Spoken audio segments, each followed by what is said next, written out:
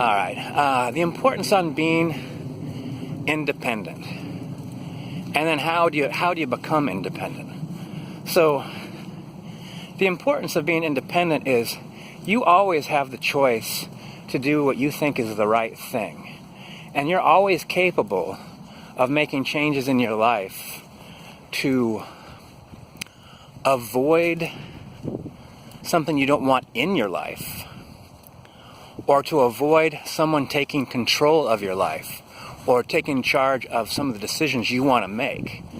So, how do you do that? I think the number one most important thing, seemingly the most difficult thing for everyone to do, is to live not just within your means, but well within your means.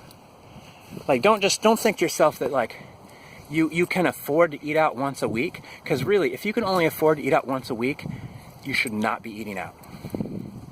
If you could afford to eat out every night of the week, then you could afford to eat out one time a week. You have to live well within your means. Let's go this way, bub. And there's certain things that are unavoidable as you go up the ladder, so to speak, as you make life more complex. Like, chances are, if you want to buy a house, you're going to have to get a bank loan.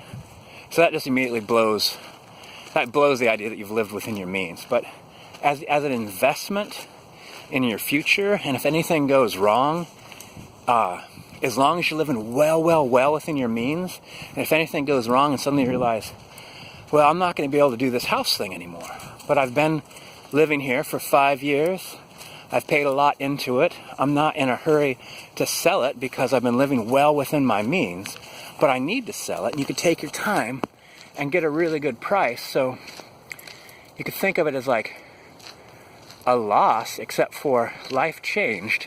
You were able to adapt to it and not be forced.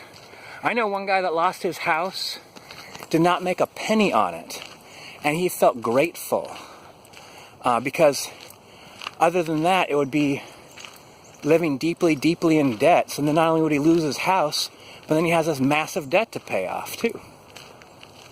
So you don't want to be in that position. So you have to live well within your means.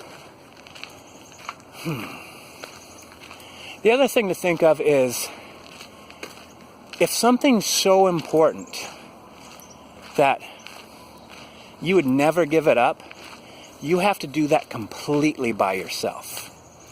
Because if you have something that's so important in your life, that's the most important thing, and you're reliant upon someone else in any way, even a little bit to a lot, they're in charge of you from now on. They have provided you something you can't provide for yourself, and that makes you their indentured servant, and god damn if those people are not going to know that.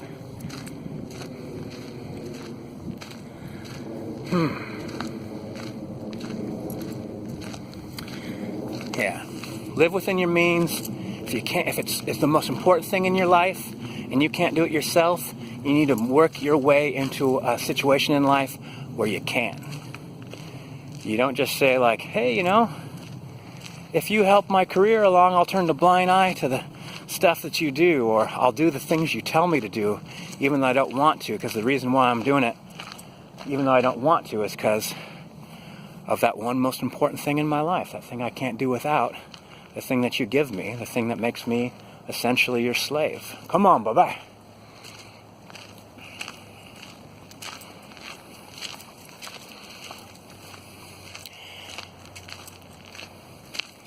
I think that in a lot of cases, a good way to be independent is to ask yourself, how often can you say, no, I don't want to do that, and make it stick? How often can you say, this is an area in my life where I call the shots?